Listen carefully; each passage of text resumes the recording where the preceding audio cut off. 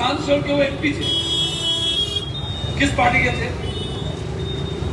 BJP के MP थे। Central में मिनिस्टर थे, एमपी थे, मिनिस्टर थे। अभी यहाँ कैंडिडेट किस तरह हो गए? तृणमूल का। पिछले 1 साल पहले जब विधानसभा का चुनाव था तो इसी कलकत्ता में आसानसोल छोड़ दो, कालीगंज में बीजेपी का कैंडिडेट थे। जैसा शटल ऑटो चलता है ना, सियादम तुल्ला पाकिस्तान भी वो, वैसे ही ये शटल ऑटो है कालीगंज से बालीगंज, ठीक है। और ये सब में इधर बीजेपी से घुसो, इधर तृणमूल से निकलो। सियासत है। बचपना में जब मिठाई दुकान में जाते थे, मिठाई खरीदते थे, दादी बेचती थी बच्चा। अब मिठाई वाला क्या करता था? मिठाई देने के बजाय साफ करता था तो मिठाई का दुकान में इधर का ट्रे मिठाई का निकाल करके इधर रख रहा है, इधर के निकाल के इधर रख रहा, समझ नहीं आता था। जब बाद में थोड़ा बड़े हो गए, डीएफआई का लीडर हुए, मोहल्ले में लेने जाते थे तो उसको बोलता है तो सही बताओ तो आप हम कब से देखते भी ऐसे ही करते हो? खरीदार को मिठाई देने के बजाय आप ये ट्रे का मिठाई का ट्रे को लेकर के सामने वालों को साइड पे रख रहे हो, साइड वालों को क्या बात है?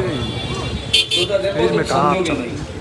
जो मिठाई बासी हो जाता है ना, वो शाम तक सड़ जाएगा ना, खट्टा हो जाएगा ना, उसको सामने रख देते हैं ताकि लोग खरीद के ले जाए। और जो नया नया है ना, उसको थोड़ा साइड बढ़ा के रखते हैं।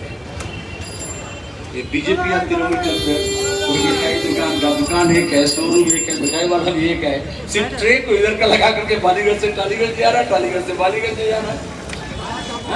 एक जाके मां बेटा के रखते हो, जाके मां बेटा के लोग के लिए पकड़ने को लेने लगे। इसीलिए बोला इसके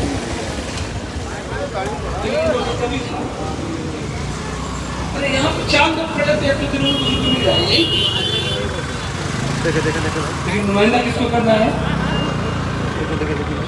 किसको करना है? नागपुर से बंद लिफाफे में जो आएगा।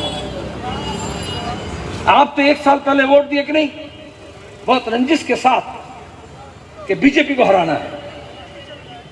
बीजेपी हारा। अभी अपोजिशन लीडर कौन है असेंबली में? वो कहां था? बीजेपी का अपोजिशन का लीडर शुभेंदु अधिकारी 1.5 साल पहले कहां था? ट्रांसपोर्ट मिनिस्टर था ना, यहाँ का तृणमूल का था ना। क्या मोहम्मद अली, हम गलती बोल रहे हैं? अरे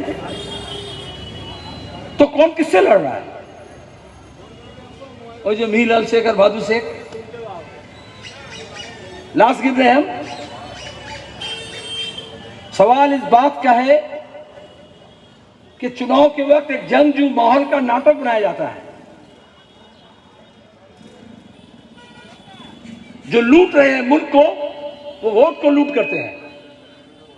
चाहे बम दिखाकर हो, चाहे गोली दिखा करके हो, चाहे गुंडागर्दी करके हो, चाहे भाड़े के टट्टू से हो, चाहे पुलिस का इस्तेमाल करके हो, चाहे मजहब, धर्म, मंदिर, मस्जिद, हिंदू मुसलमान के नाम में हो, चाहे हलवा पूरी, बिरयानी, शराब, चुल्लू दे करके हो, लेकिन वोट लूटा जा रहा है।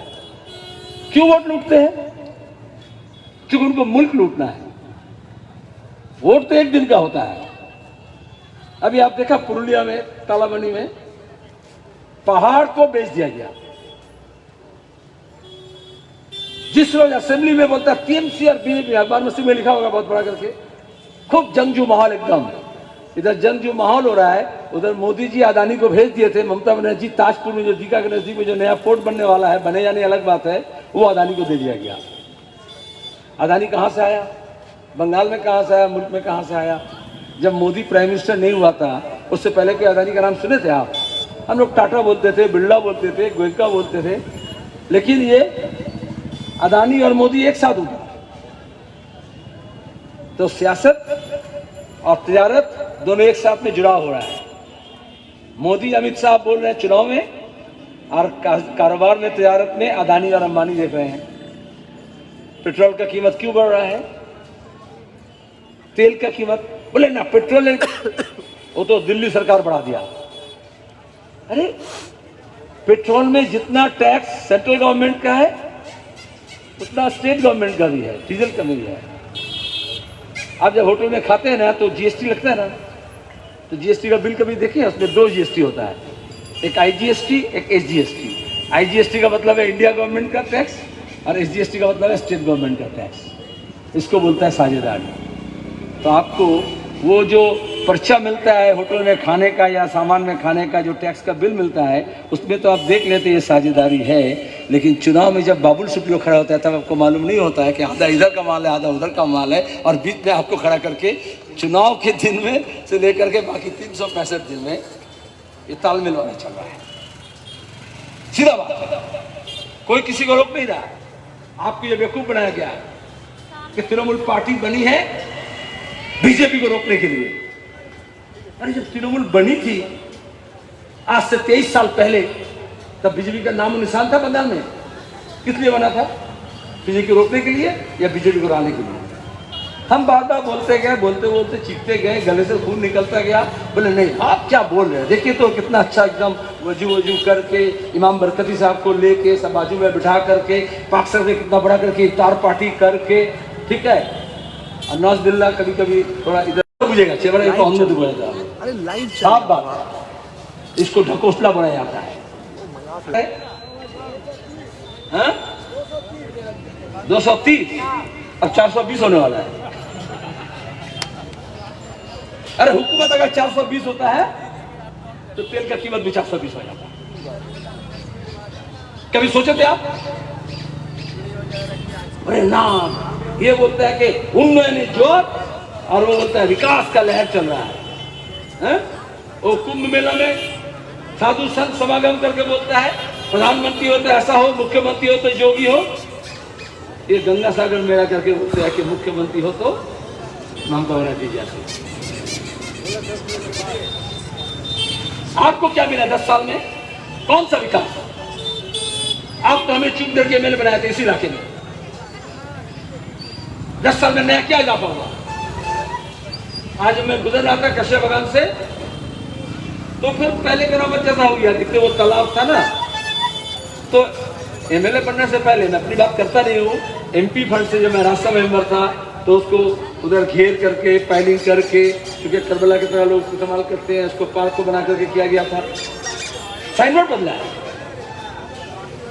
चाहे हज हाउस हो, चाहे मुस्लिम गर्ल्स हॉस्टल हो, न सिर्फ एक जगह गिना, चाहे आलिया यूनिवर्सिटी हो, चाहे कराया बॉयज स्कूल हो, चाहे पाक सर्कस गर्ल्स हाई स्कूल हो। नया 10 साल में क्या इजाफा होगा? बम। अभी अचानक मुख्यमंत्री बोली বীরভূম के बाद कारखाना যত বোম আছে, যত बंदूक আছে, गुली আছে, अस्त्र আছে उद्धार करो। बोली ना क्यों? 10 साल से ये बम, ये बंदूक, ये गोली, ये सब बनाया गया क्यों? ऑपोजिशन को खत्म करना है। याद रखिए क्या कर रहे हैं? कबाब का फ्राई कर रहा है। इतना जैसे बैठे रहे तो कबाब फ्राई करके आते हैं, जब भाषण दे रहे तो कबाब फ्राई कर रहा है। अच्छा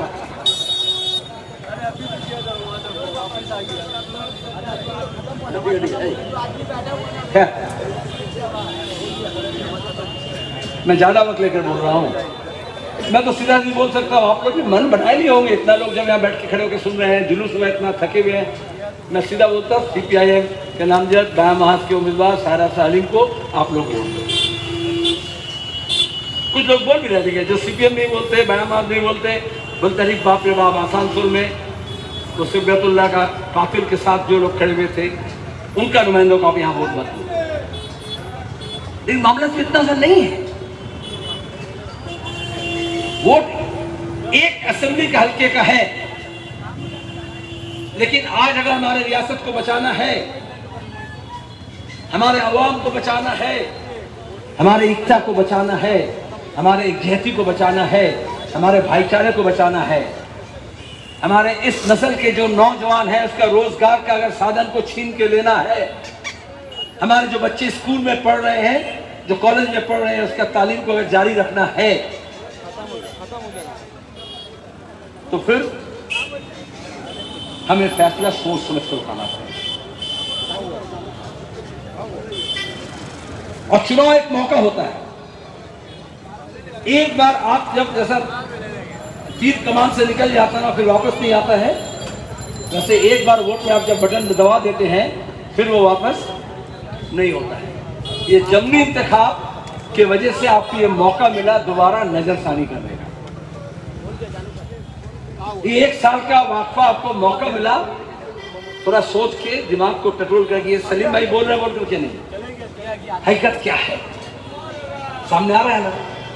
179 दिन हो गया, आलिया यूनिवर्सिटी के स्टूडेंट, हमारे आपके घर के बच्चे अपने यूनिवर्सिटी को बचाना चाह रहा है। आज तक हुकूमत, चाहे वज़ीर तालीम हो, चाहे चीफ मिनिस्टर हो, चाहे माइनॉरिटी मिनिस्टर हो, ये गवारा नहीं किया कि उसके वफद से मिलकर बात करे कि किसकी तुम 179 दिन से धरना देकर बैठे हो, हड़ताल कर रहे हो। नहीं तो हमारा है ना, पूरे मुल्क पर डिगरा पिटा जाए कि ये तो मुमताज बेगम है और ये सब मुसलमानों को दे रही है। क्यों? तृणमूल कांग्रेस, याद रखिए आप, ममता बनर्जी जब मुख्यमंत्री बनी क्या बोली थी? मुख्यमंत्री बनने से पहले जब रेल मिनिस्टर बनी, रेल का बजट आया, बोली मध्यापुरुष से पाकसगज तक रेल लाइन बढ़ा देंगे। बहुत लोग खुश, चलो मामा के पास जाएंगे, फुप्पू का फुफा के जाएंगे। स्टेट्समैन, आनंद विहार, वर्तमान सब लिखना शुरू कर दिया। अरे मुसलमान जो ना मेडिकल कॉलेज रखे, अरे गाड़ी नीचे के पाकसगज रेल लाइन को नीचे, फुरपुरा में रेल लाइन को नीचे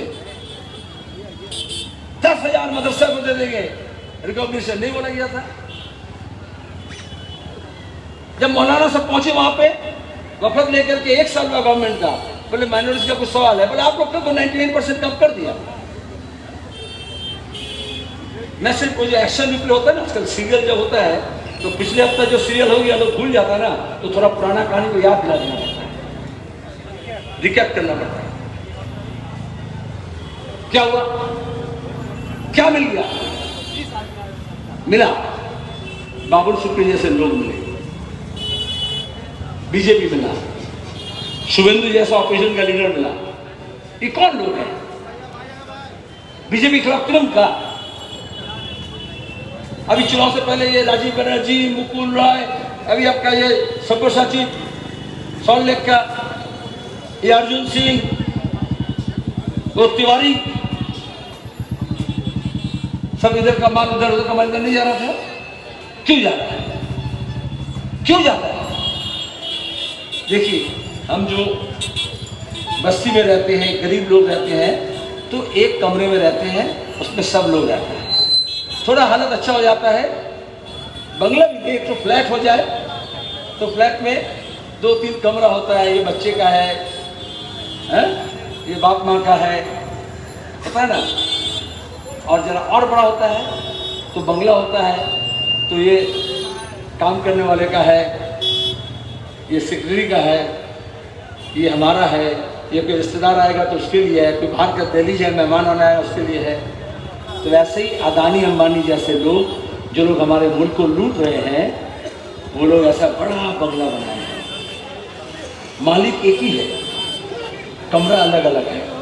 जब एक ही मालिक का अलग अलग कमरा होता है तो चाहे आपका भी ये सामान को लेकर के सोने वाले घर में रख दीजिए, फिर कभी पसंद आए तो उसको ले जाकर के बैठक में रख दीजिए, फिर कभी जरूरत पड़े तो कभी अंदर महल में रख दीजिए, कभी जरूरत पड़े तो बाहर महल में रख दीजिए। तो मालिक अगर एक है, मकान अगर एक है, तो बाबुल सुप्रियो को कभी आप तृणमूल के घर में रख दीजिए, कभी उस कमरे से निकाल करके कभी बीजेपी के घर में रख दीजिए, कभी बीजेपी के घर से निकाल करके, और फिर आपके अंदर एक जोश और तेज पैदा किया जा रहा है। कुछ भाड़े के टट्टू होते हैं, कुछ दलाल होते हैं, उसके जरिए। और फिर हिंदू के खिलाफ मुसलमान, मुसलमान के खिलाफ नफरत हो रहा नहीं है, नफरत का खेती नहीं हो रहा है। हम तो थे इसी मुल्क में, हम तो थे इसी रियासत में, हम तो थे इसी शहर में, लेकिन आए दिन यही बाबुल सुप्रियो जैसे लोग, मैं किसी में जातियों का नहीं बोलना चाहता हूं, क्या बोल रहे थे जब CNRC का मामला हो रहा था? बोले रोहिंग्या। जब मोदी बोले लिबास से पहचाना जाता है, जब दिलीप घोष बोला लुंगी देख करके पहचाना जाता है, तब बाबुल सीधा बोला कि ये सब जो मुसलमान हैं, ये बस्ती में रहते हैं, ये सब कसाई हैं, जब जरूरत पड़ता है निकाल लेते हैं चापर। ये रोहिंग्या है, हम सबको रोहिंग्या बता दिया। तृणमूल के नौजवान बीरभूम का, अभी रामपुर हाट बोल रहे हैं ना, तृणमूल का एक लड़का, उसको लिखा, फेसबुक पे होता है ना, पोस्ट कर दिया, सवाल पूछा, उसके जवाब में वो लिखा है आगे তোমাকে বাংলাদেশে তোমার দেশে পাঠিয়ে দেবো, তারপর পোস্ট কার্ডে का जवाब दो। नफरत कहाँ से रखे? ये सिर्फ अनुराग ठाकुर का गोली मारो सालों को नहीं है, ये नफरत का खेती हो रहा है। आपको फैसला लेना है, आप उस नफरत के खेत में आप क्या पानी देंगे, सींचेंगे। ये आज जो किसान को अनाज का कीमत नहीं मिल रहा है, चाहे वो मुर्शिदाबाद का प्याज का खेती करने वाला हो, चाहे वो हमारा धान का खेती करने वाले हो, जिसका फसल नष्ट होने से जिसको पैसा नहीं मिलता है, आप उसके खेत को जो अपने अश्क से भिगो रहा है, जो अपने खून से सींच रहा है, आप उसके साथ में फैसला आपको करना है। नफरत का भी खेती हो रहा है। ये किसान जब लड़ाई लड़े पिछले 2 साल से, जब हमारे देश के खेत को अदानी अंबानी के हाथ में देना शुरू कर दिया, लोग लड़े ना, कुछ लोग बोलते क्या होगा, हमें बोलते थे। जब मैं इंजीनियरिंग खड़ा हुआ था यहाँ पे इंटाली में, तो ऐसे कुछ लोग थे, बोलते थे अरे एक चना क्या बाढ़ फोड़ देखता है, बोलते थे ना। चूंकि वो दोनों मिलकर के एक साथ बोले थे लाल हटाओ देश बचाओ, उसमें बीजेपी और तृणमूल में कोई फर्क नहीं था। 10 साल से आपके दिमाग में जहर घोला गया, लाखों करोड़ रुपया खर्च करके, अखबार में इश्तेहार दे करके, टेलीविजन चैनल में कहीं हीरो हीरोइन को बुला करके, कभी नाचने वाले गाने वालों को बुला करके, कहीं लालच दे करके, कहीं डर दिखा करके ये जहर को घोला गया और हकीकत के ऊपर पर्दा डाला गया।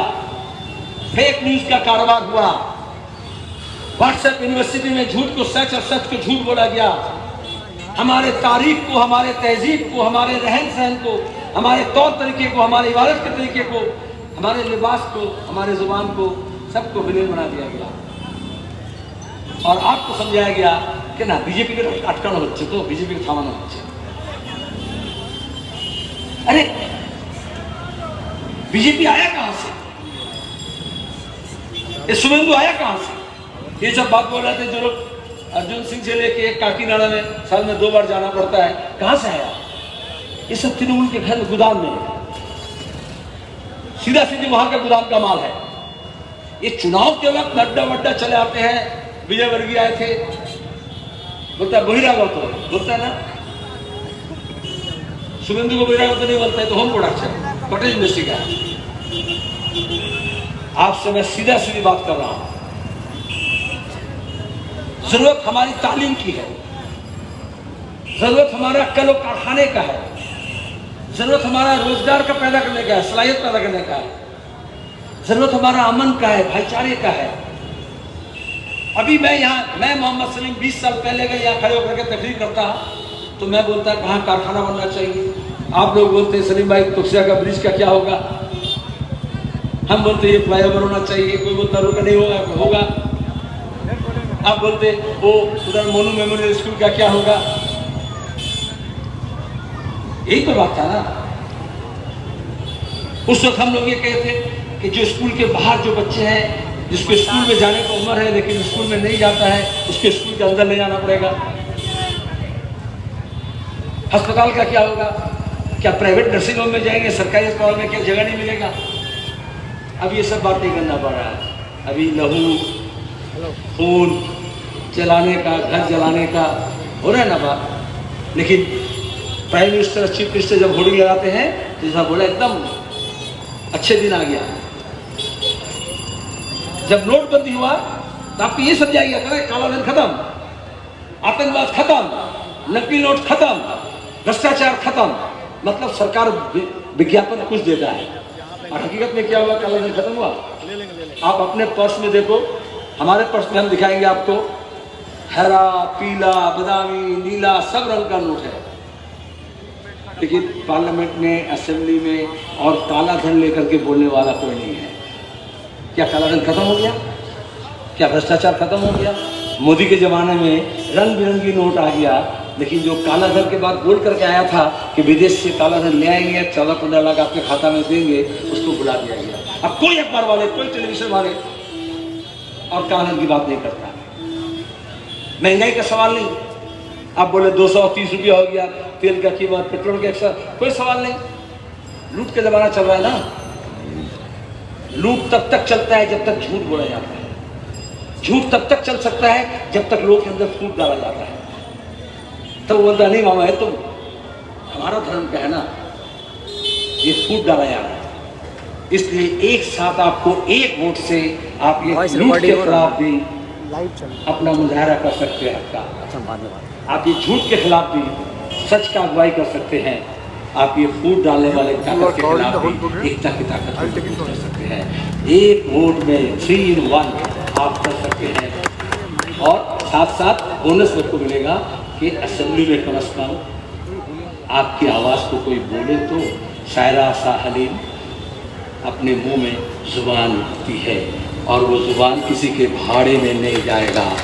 आप जो मेहनत कर रहे हैं इस चुनाव के आने वाला 8-10 दिन प्रचार में, आप जो मेहनत करेंगे, मैं मोहम्मद सलीम आपसे वादा कर रहा हूँ, क्योंकि CPIM के जानिब से हमने उन्हें नामजद किया है, बाकी कोई पार्टी ये गारंटी दे नहीं सकता। आज के हिंदुस्तान में बात है कि वो जिस निशान में, जिस परचम के तले खड़ी हुई है उसी जगह खड़ी रहेगी, वहाँ से हिलना दूंगा।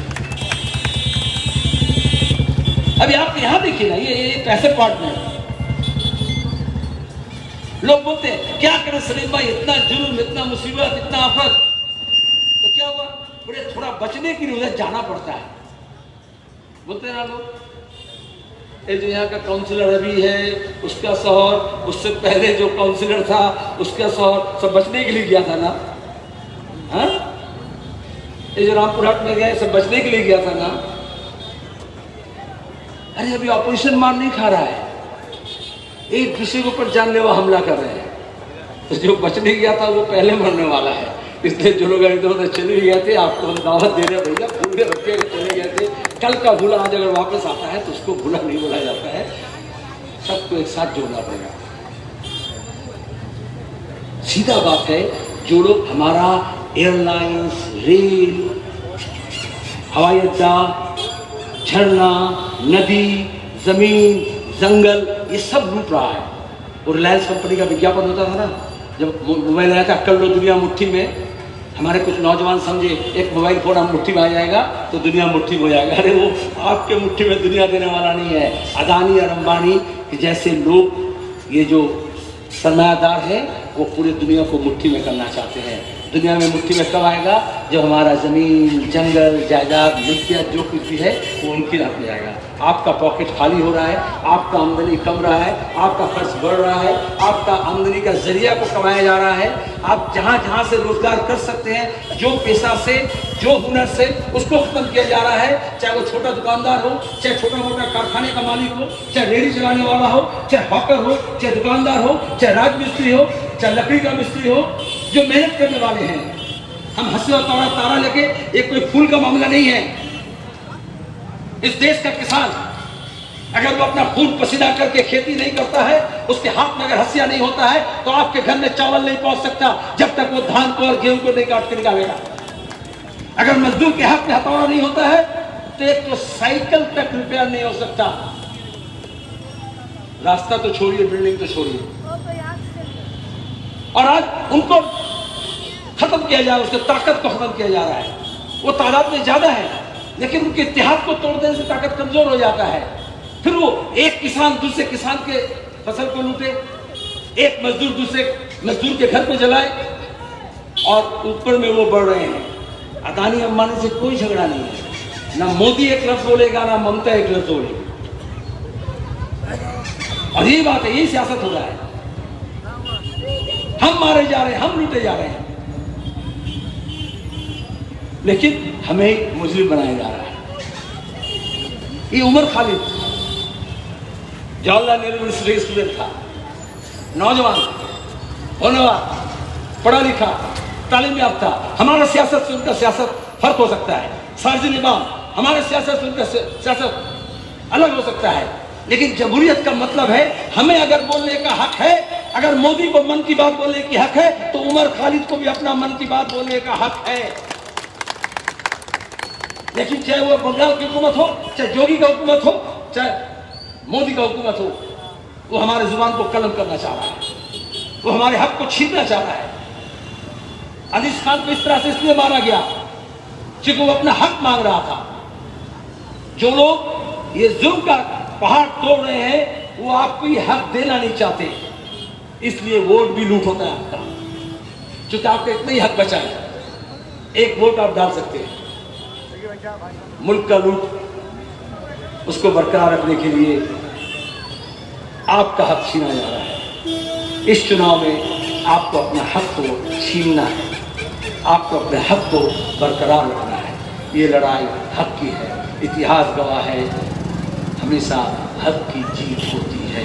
आप कुछ दिन नपोसला करके, कुछ नौटंकी करके आप लोगों को बेवकूफ़ बना सकते हैं, लेकिन कम से कम पिछले 10-11 साल की कहानी आपके सामने है, आप बीती कहानी है। हम बंगाल की सियासत को फिर से हमारे मकान, हमारा दुकान, हमारा कारोबार, हमारा तालीम, हमारा सड़क, हमारा पीने का पानी, हमारा कारखाना, हमारा बंदरगाह, इस सवाल में वापस लेना चाहते हैं। हम ये कहाँ कितना इस्मत दरी हुआ, किसको रोज अखबार खोलने क्या होता है, এখানে ধর্ষণ হয়েছে, ওখানে লুট হয়েছে, ওখানে খুন হয়েছে, এটা তো राजनीति छिलो ना, ये सियासत नहीं है, ये सियासत का दलालत है। जैसे आपके यहाँ मकान है वैसे डस्टबिन भी है, वैसे पॉलिटिक्स में जैसा पार्लियामेंट है, असेंबली है, वैसे ये गुंडागर्दी हंगामा माहौल भी है।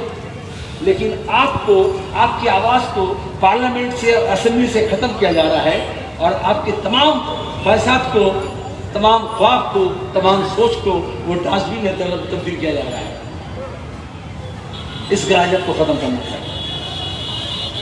आपकी आवाज़ को ताकि बुलंदी तो छोड़ दीजिए, असेंबली और पार्लियामेंट में नहीं हो चर्चा, चाहे ममता बोले, चाहे शुभेंदु बोले, चाहे इधर से बोले, चाहे उधर से बोले, वही अदानी और अंबानी का आवाज़ देख ले। इसलिए वो दोनों एक साथ मिल करके बोले थे, लाल हटाओ देश बचाओ, लाल हटा लेकिन देश नहीं बचा। इसलिए अगर देश को बचाना है तो फिर से लाल झंडे की ताकत को मजबूत करना है। इसी प्रयास लेकर के हम आए हैं और इस एक चुनाव के लिए मैं बहुत बातें तो बहुत कर सकता हूँ, लेकिन मैं जानता हूँ ये हमारा अपना मामला है, ये हमारा अपने लोग है। दावा तो नहीं कर सकता, उम्मीद तो कर सकता हूँ और खास करके अपील तो कर सकता हूँ। ये चुनाव एक असेंबली का बाई इलेक्शन होने से भी बंगाल की सियासत के लिए बहुत अहमियत रखता है। कहीं ना कहीं आपको रुकना पड़ेगा, मुड़कर दाहिने बाएं देखना पड़ेगा और रास्ता चुनना पड़ेगा। और आप हक के लिए फैसला लेंगे, महज के लिए फैसला लेंगे, हमारे इस रियासत के और सियासत के मुस्तकबिल के लिए फैसला लेंगे। और वो फैसला बेशक शायरा शाह हनीफ के लिए होगा, CPIM बाय महज के लिए होगा। इसी अपील के साथ आप सबका शुक्रिया करेंगे।